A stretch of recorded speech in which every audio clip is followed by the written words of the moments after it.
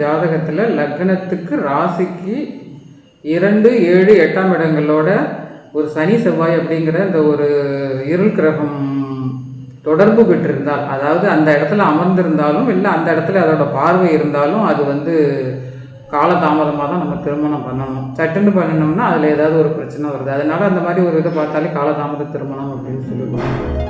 அடுத்ததாக 7ஆம் இடத்துல ராகு இருந்தாலும் சில நிலைகளில் காலதாமத திருமணம் அப்படிங்கிறது வருது.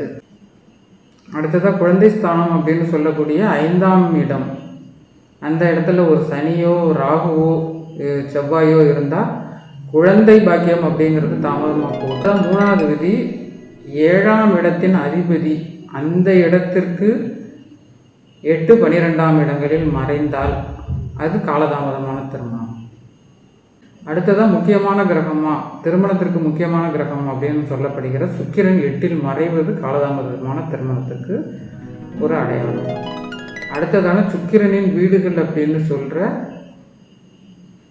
ரிஷப, துலாம் அந்த ராசி கட்டங்களில் சனி செவ்வாய் ராகு இந்த 3 கிரகமும் ஒட்டுமொத்தமாக அதில் உட்காந்துருந்துச்சு அப்படின்னா அவங்களுக்கு திருமணமே சில நிலைகள் ஆகாது. சில நிலைகள் தான் 3ஆம் இடம் அப்படின்னு சொல்கிற வீரியஸ்தானம் ஒருத்தர். அடுத்ததாக 12ஆம் இடம், சுக்கிரன் நீசமாக்கி போகிறது. சுக்கிரன்